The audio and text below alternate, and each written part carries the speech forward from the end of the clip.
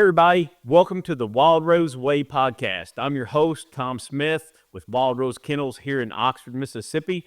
Don't forget to like and subscribe so we can get this podcast out to more folks. Today, we got a special guest, Karl Gunzer, my friend for a long time now. He's the director of the sporting dog group at Purina Pro Plan. Welcome to the show, Karl. Good to be here. We like to start off every episode with a little gift. We've got our fancy Yeti cups with the Wildrose Way Podcast logo on them. So when you get home back to Colorado, you can fill that up with whatever you want. Maybe, who knows, here in Oxford, Mississippi. So, Karl, how long have you been training dogs? Well, I trained professionally for about 20 years, from 1994 to 2013. I think that's 20 years. And in 2013, I went to work for Purina. Okay. So I was a retriever trainer, like you, except I trained field trial retrievers, American Labrador, and competed in the U.S. field trials. But yeah, labs are my brand. Yeah. Kind of ours, too. Yeah. So, where'd you grow up? Grew up in Maryland on Chesapeake Bay. Got into training because I grew up a duck hunter, like most dog trainers. You know the story of make your hobby your career and you'll never work a day in your life. That idea. And, yeah. Lies. You'll work like a dog. But you'll love it. So. Yeah. Yep. So you grew up hunting mainly waterfowl. Did you do much upland, dove, stuff like that? So I love dove hunting. As you know, Maryland, is kind of known as Chesapeake Bay, duck and goose hunting.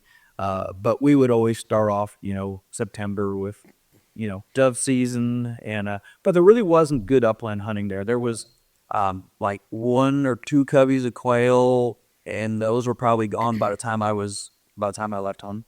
But really good dove hunting there. Good deer hunting.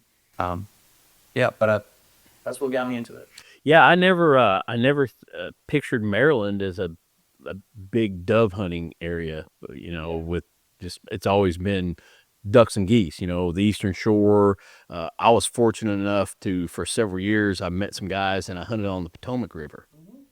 That is so cool, so scenic. The water's moving, challenging for the dogs. That their ducks are not going to be where they fell. And just the scenery and the history of that river was just so cool to be on.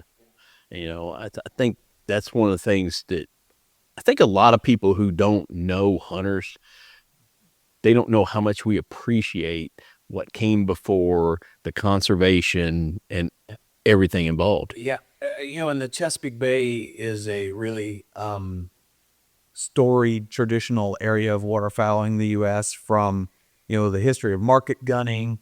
I know some of the books like Missioner Rode Chesapeake and others, and it's got a great culture kind of growing up there. That hunting culture. The Eastern Shore is really where a lot of the agriculture is, and that's why it was a good dove hunt too. There's corn, soybeans, not much cotton there, but actually where I grew up was on the Western Shore, not far from Annapolis. It was a quick ride across the bridge to Laurel Hunt. But we grew a lot of tobacco. I mean, like as a kid and a teenager, I cut tobacco for money, and that was it was hard to get labor to do, guys. A really labor intensive deal, and I know grew a lot of tobacco. I know in Kentucky, cutting tobacco pays really well. And you steak and you mask and just everything. It's hard work. We use it to get permission to go hunting because that was a way for me, like the couple bucks an hour that you get for doing it wasn't worth it. But then when I could duck hunt, deer hunt, dove hunt on these farms, it was worth it. Makes sense because they're looking for labor. And if you're willing to do it, hey, sure, you can hunt here. Gotcha. Yeah, because isn't the Decoy Museum in Easton? Right. Yeah. Yep. And there's the Easton Waterfowl Festival. But, there's still some carvers up in Havre de Grace, Maryland, and other places that are still actually make living carving decoys. But that's pretty much a lost art and culture. Yes. But very much a part of the Maryland tradition. It really is. I didn't know about that. I had just started duck hunting in 94. So I was there in 92 at Aberdeen Proving Grounds for a course, and I was back in 95 for another course. And so I got to like, wow, this is really cool. You know, you go into places and they have all the antique decoys, and as a new waterfowl hunter, that was really neat stuff to look at. Well, that was 1995, so the decoys then to 95 to what we have now are just crazy how much it's changed over the years. When I grew up there, they felt like a lot of that. So that would have been really my days of really goose and duck hunting were the late 70s. And there was, at that time, the Carry Light was about the only fancy decoy. Bigfoots weren't out yet. Carry Light was sort of the brand of full body. And it felt like the geese at that time were even getting decoy wise, and a lot of people were using stuffers. So there was a lot of people would make stuffed geese. It's just a kind of a cheap stuffer, but they were you keep them in a trailer and try and they were hard to deal with, but they worked good. I mean, that's what birds would look at, and we started going from those 300 decoy spreads to 24 stuffers out in the field. Yeah, I mean, and I remember when the first Robo Duck came out. Yeah. You could guarantee the ducks are just going to come to it. Now, turn it off. All you need to do is get their attention, turn it off, because as soon as they get close, they're out of there. Yeah. It's amazing how do they pass that on? They don't talk. Right, yeah. Survival of the fittest, I don't know, but it's pretty interesting how that changes over time, that they get so decoy shy. And I'll tell you, I also think that part of it is flyaway education. I think they're much more susceptible to some of those mojos, robo ducks, all that stuff made in North Dakota in early October. By the time they get to Louisiana in December, if they were influenced by a mojo, they're probably not around anymore. Exactly. So yeah, kind of survival of the fittest kind of thing. So you were in Annapolis, went to college, Georgia? Good memory. Yeah, we went to the University of Georgia for 2 years, and then transferred and graduated from Cornell University in upstate New York. We have a smart person here today, folks. We have a smart person here today. What were you majoring in? I was a bio pre-vet major. That was what I kind of grew up wanting to do, is be a veterinarian. And about halfway through school, kind of figured out, and I worked at a vet hospital a couple of years, found out I was allergic to dogs, highly allergic to cats. I mean, like, they do a little scratch test, and the dog was a 1 and the cat was a 5. And so it just kind of shifted, decided to go into business. My dad owned a restaurant. I was going to go to work with him, doing some things, and so transferred to Cornell, was the hotel school there. Okay. And then shortly after that, ended up getting hired by, of all things, the National Rifle Association. So I worked in their hunter education department. Hunting and wildlife was a big part of my life, but also when I went to Cornell, they had a great wildlife department, and I took a bunch of classes over there. Even though those weren't for my major, I just enjoyed it, right, and learned more about it. And worked for the NRA for a few years, then went to work for the Rocky Mountain Elk Foundation for a few years. That's what took me to Montana. And then started training dogs. So it was kind of a circuitous route. Yeah, I understand. I was a pre-med major, chemistry. I cannot wrap my head around chemistry, and I'm like, so now I just train dogs. Yeah. Instead of work on them. That's why we have. Yeah, that's why we have Lee and Matt and the rest of the crew, because they were able to do it, and so we can rely on them. So you're at Rocky Mountain Elk Foundation. You went into training dogs, and I'm sure Purina's been sponsoring trials for ever, basically, and that's how you met folks at Purina. That's exactly right. So sort of the connection, the jump there was, I was training as an amateur when I was at the Elk Foundation, and I took a week's vacation and went to California and trained with a guy named Jim Dobbs, who worked for Tritronics, wrote a book on retriever training. He's really a great trainer and my first real mentor in the sport. And at the end of that week, Jim offered me a job. So I went back to Montana, packed up all my stuff, and moved to California. And that was really my entrance into dog training. And of course, like every dog trainer, you start for basically peanuts and worked long hours and but learned a lot, then moved to Texas and started my own business there. Went back to work for somebody in Montana, but kind of transitioned from doing, hunting and hunt tests into full-time field trials.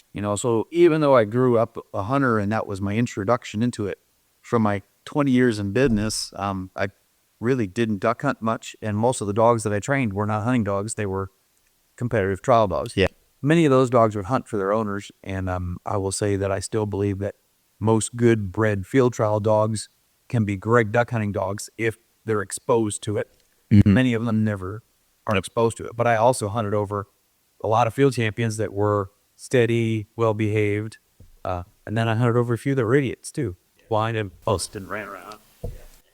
They're dogs. They're dogs. Yeah.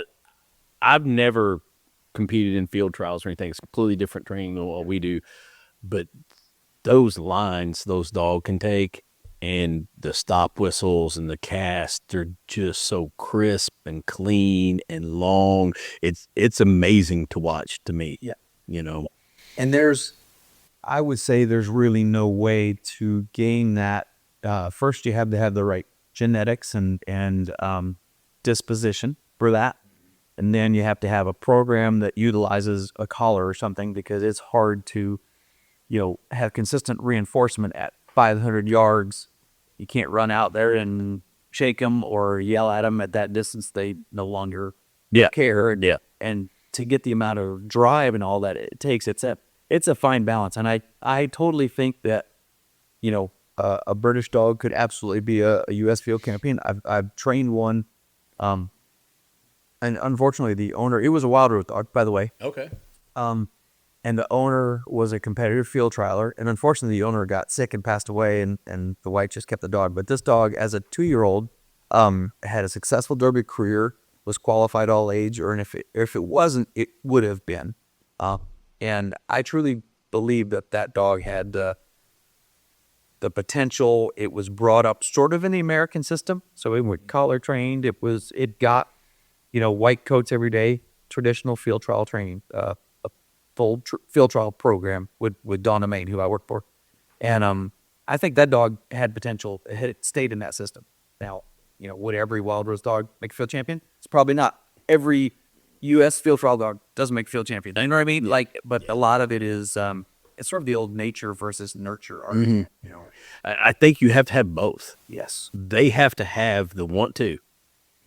They have to have the smarts to figure out the game, and then you just got to mold it. So the nature to me is huge. We were so big on that predictability, in our 4th, 5th generations of these dogs. So you can look at a red dog. If it comes in, I can say, that's a Mattis dog. Yeah. Just like that. Your Murphy dog, Joe Siverite's dog. Yep. Maverick was twin brothers with his daddy, Murphy. Really? Their coat was the same, their face, their ears.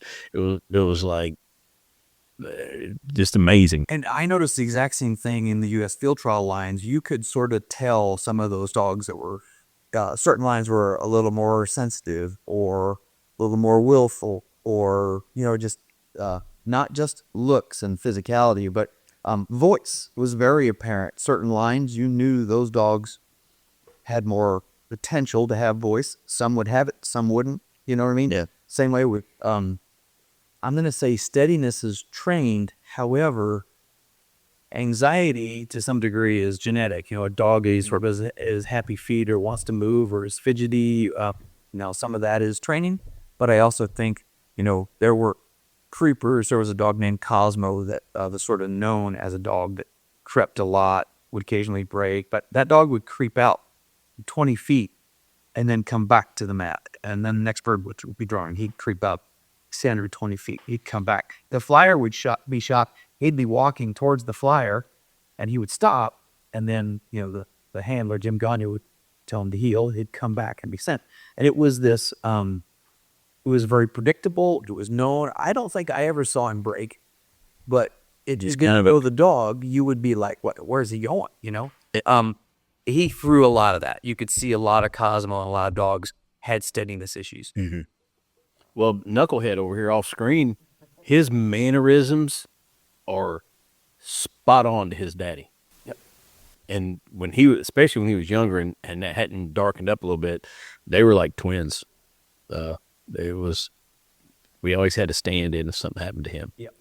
And I think that's the great part about breeding and what you do. It gets pretty predictable. And that's not to say there aren't outliers and there's going to be a dog that is uncharacteristic, especially when you're kind of not just line breeding, but you're doing out crosses and we get different things. But it's amazing to see over the years how predictable result is. And you kind of know the odds are good before you ever buy your dog. And I always tell people, in my opinion, that's the best money you spend in a dog purchase. Don't try and save money buying the dog. That's the cheapest. That's the smallest part of the whole experience is the purchase price. So don't try and save $100 or $500, or don't even try and save $1,000. Just buy a good dog. Yeah. Yeah. That work on the front end, researching the breed you need, which is very important. And then the breeder. Talk to your breeder, tour their facility, ask the questions. What are what genetic tests do you do? What do you do there? What do you do here? What do you do here? Something my first dog, my $250 dog, I knew nothing about. She turned into a great meat dog. I made all the mistakes with her first one. She's a great meat dog. I didn't know about transitional work in the park, in the backyard. She was spot on those whistles, but I never moved it anywhere else, so it never transferred very well to the field.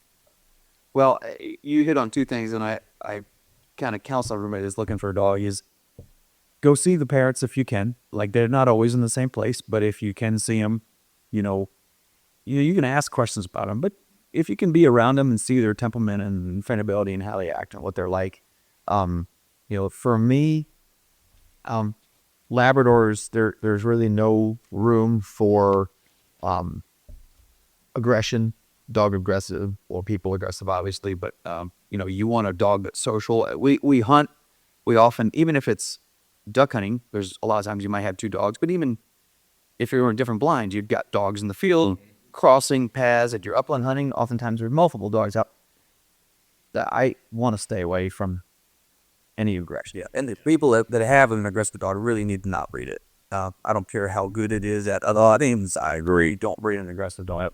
And then the other piece, besides seeing the dog, meeting the trainer, I really think people need to look at the facility, go out there, tour the facility. I get that, you guys don't allow people into your whelping rooms, all that. I think nobody should, right? Like that. Why risk that? But see what the kennels are like. Make sure they're clean.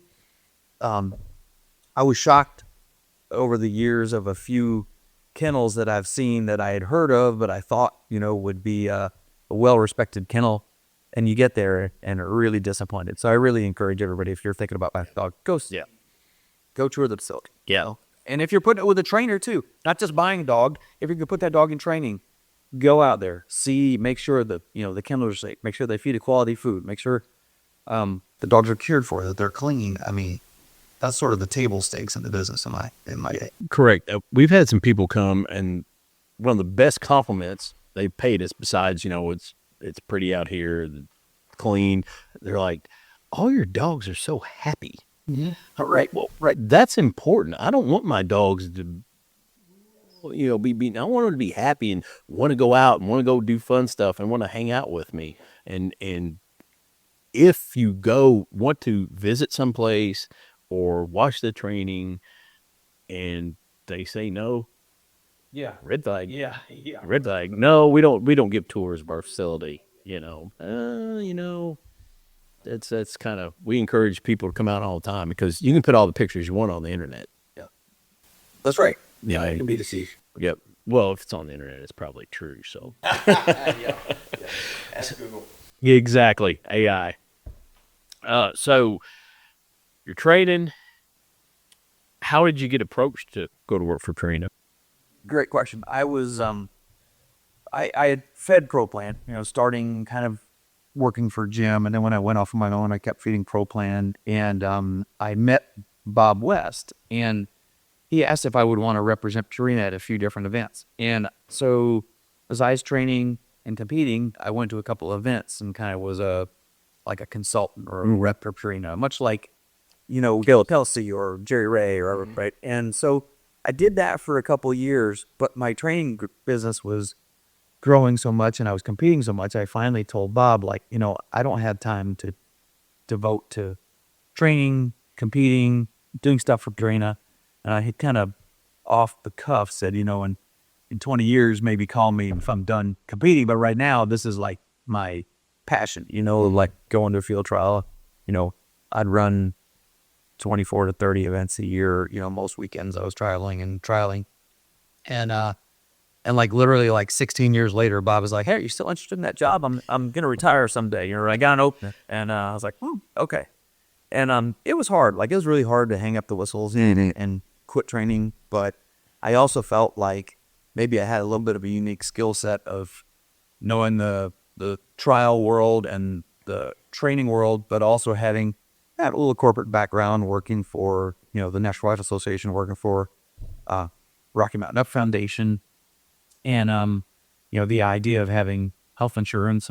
That never hurts. And I had honestly duck hunted in like 20 years probably. I mean, I was really like fun to go duck hunting again. I drew when I was in Montana, I drew probably the most coveted rifle elk tag that there is. Well, one of two. It was a Missouri Breaks rifle tag. Probably the hunt out of Gardner, just north of Yellowstone, is maybe harder to draw and a better chance of success. But for a really good trophy elk hunt, I mean, legitimate shoot 350 class bull, the Missouri Breaks rifle tag, I was amazing. Well, I drew it. I was also going to run the national a week later, and I hunted with this tag. It had a 2% chance of drawing it. I drew it, and I literally hunted 2 days, and then I had to go run the national. So I just quit applying for it. Yeah.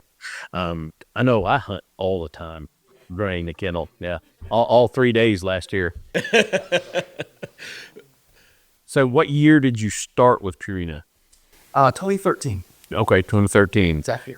Was Bob still there, or was Dean in charge? So Bob was in charge, but Dean worked for Bob and did in that same role. So Bob was the director of sporting dog group, and then there's like 3 people that work for me, which would be Ray Vogt, which a lot of people know from the Retriever game, and then Greg Blair, who manages our sponsorship of bird dog events, and then I've got Mark Cassio, who manages our sponsorship of Hound, Beagle, Police Canine stuff. So those 3 guys, they attend the events, they write the contracts for sponsorship, they try and make sure that the events are supported, send the food, just do all the day-to-day details of sponsoring those events, working with the key accounts and kennels that feed our products, making sure they can get delivery, answering questions about the right food, if there's any issues. Yeah, Those guys are the go-to.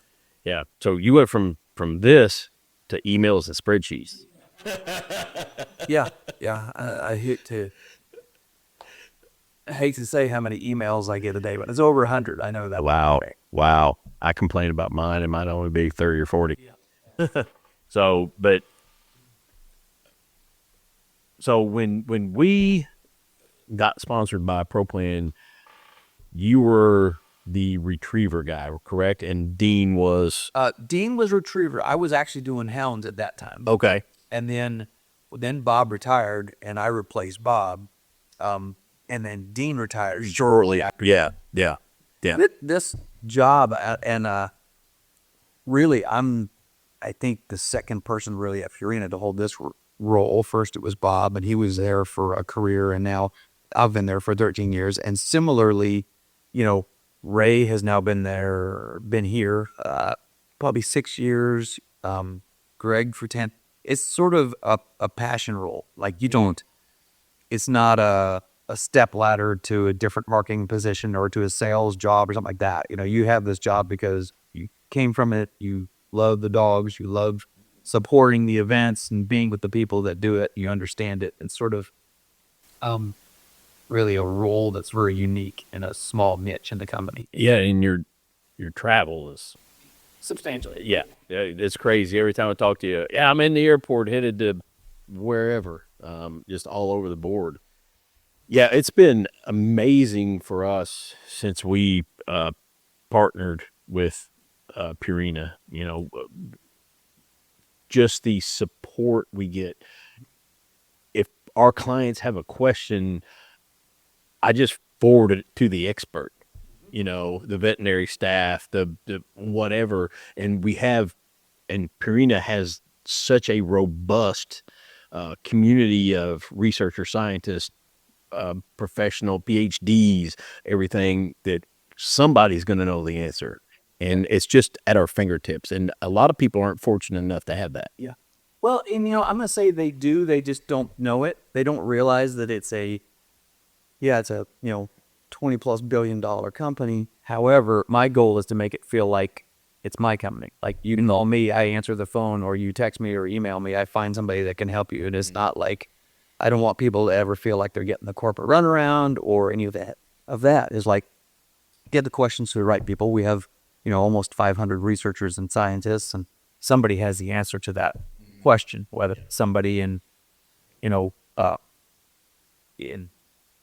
veterinarian or product development or research or whatever. There's a person that can answer that question. Correct. And I've mentioned this on the podcast before, but the VIP experience just blew me away. Yeah. Just everything involved in it. It was typical Purina, first class. Just the experience was, I still talk about it.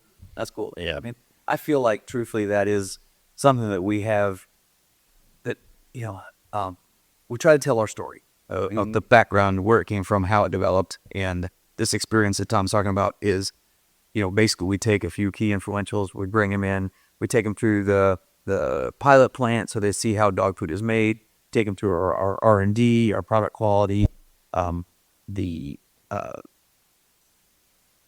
event center sometimes, or the Purina Institute, where we just talk about dogs and research and health and nutrition. It's sort of like a little in-depth day-and-a-half nutritional course, and all about dog food. A peek behind the curtain of dog. It's not a big mystery. But performance starts at the food bowl. Right. It really does. And whenever I go to events, and people ask sometimes, well, what do you like about Purina? I said, look at my dogs. Yeah. Look at their muscles. Look at their coat. Look how happy they are. Their recovery, their endurance. It's a no-brainer to us.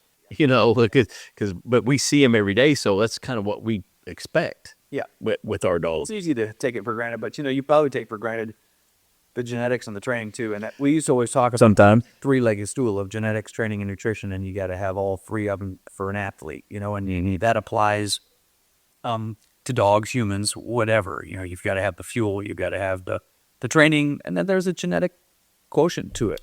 I'm not a sprinter. I'm not a, I can't jump 10 feet tall high, I'm not even a long distance runner. I might walk to the kennel, run to the cabinet for an Oreo. But it's just like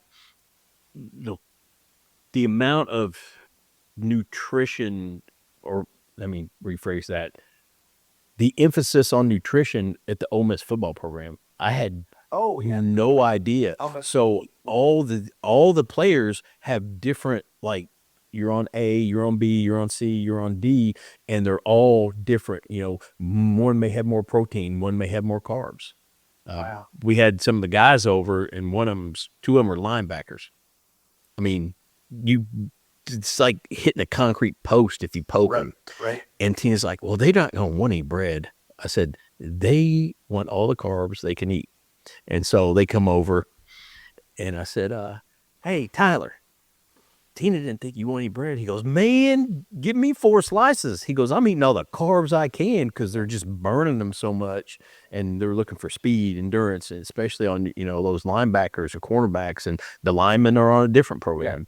I mean, Makes total sense. I hate to see how many calories those linemen eat. And it's 6'6", 340. I couldn't afford to feed them. But yeah, it's just such a fun partnership and all the stuff we get to do with you guys. Yeah. You know, Seaweed, NWTF, over Sandinona, Squad Fest, and so Purina, are y'all the primary sponsor for DUTV or segment sponsors? We're the We sponsor the Duck Dog vignettes on DUTV and sometimes advertise on DUTV. So that's part of the partnership that we have with you guys. And, one of the things we just finished filming, DUTV. And then with DU, we're like the official licensed partner in the dog food category. So we're Okay. like their official Tape. partner. We're the presenting sponsor of the Ducks Unlimited Expo. But besides all of those things, which are really cool, we also invest in some of the projects that DU does. Rice Stewardship Partnership, a Rice Stewardship Initiative. And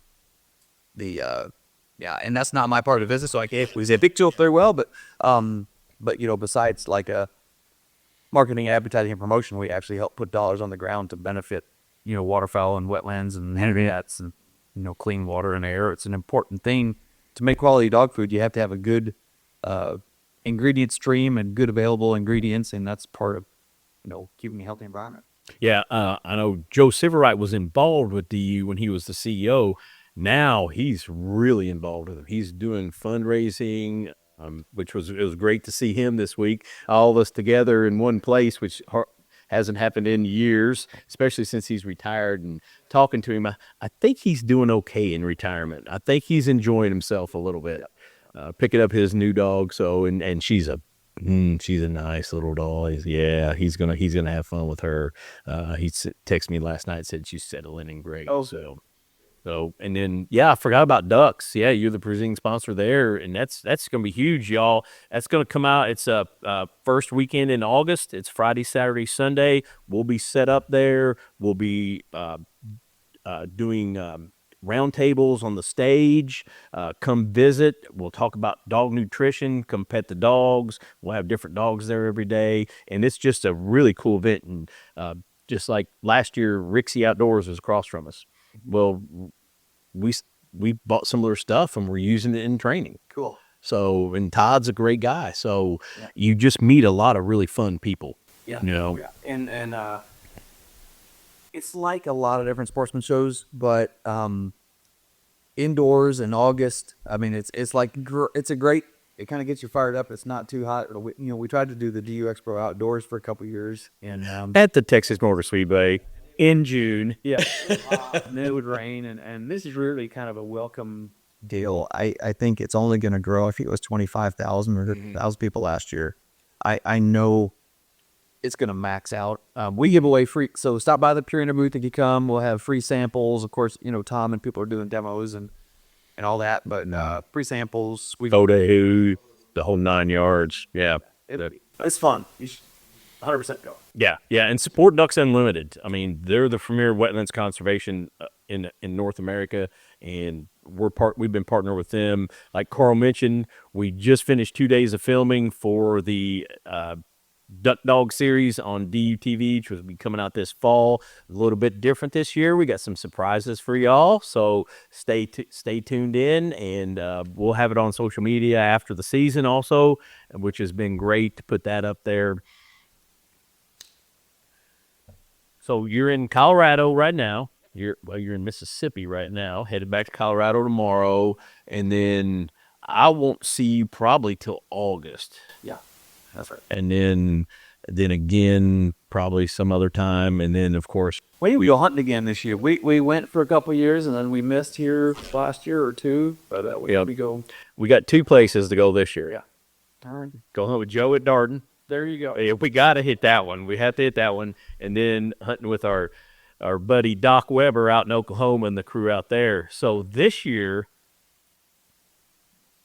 John's new dog will be his first season. So you got a flock of Rick Ebby's dog will be her first season, and Lauren Henderson's dog will be his first season. So we're gonna have 3 new Wildrose dogs on the hunt for their first season. Was you even bring a dog? I'll bring one of the professionals in case we run into problems. We got to bring good.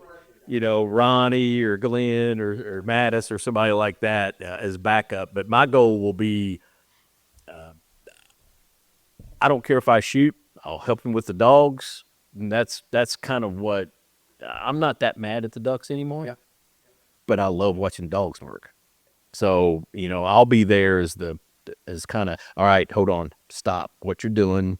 Let's do this, or just Training director. training director. Yeah, I went hunting with a guy. We trained his dog, and I didn't buy a license. I didn't take a gun, and I was just there to help him with his dog.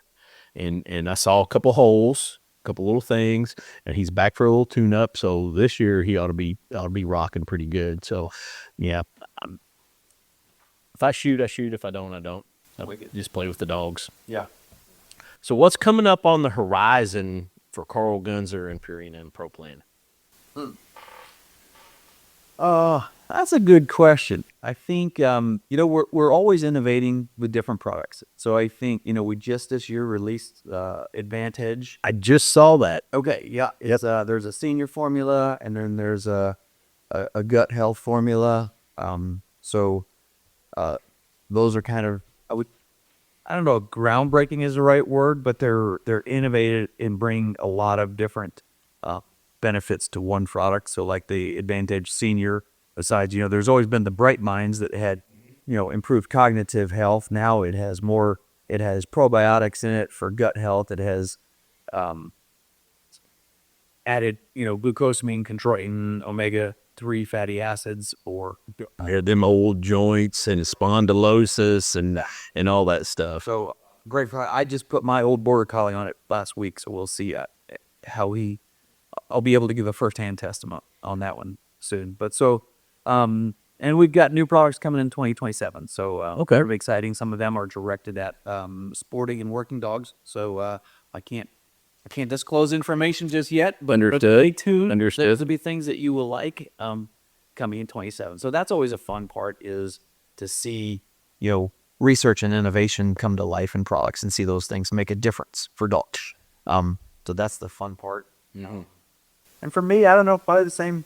I don't see any big changes for me, and hopefully, Try to slip some hunts in and what earth works. yes, try to, the great part about actually the whole dog business and one of the great things about training was the friendships that you make and the people that you make, and your whole life sort of surrounds training and dogs. And for me, it's stayed that way in this position.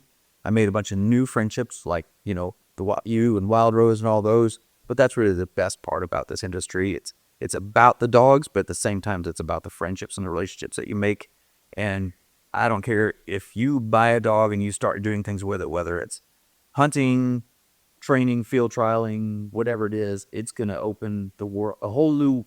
It's like a whole new oyster. You know what I mean? 100%. Never knew that thing existed. I've talked to different people that got a dog and started hunting, and then all of a sudden it's like, wait a minute, this is cool. Then they meet other people that hunt. Next thing you know, they got a whole new circle of friends. So it's the way it is, and I hope it stays that way from here. Yeah, it happens here all the time.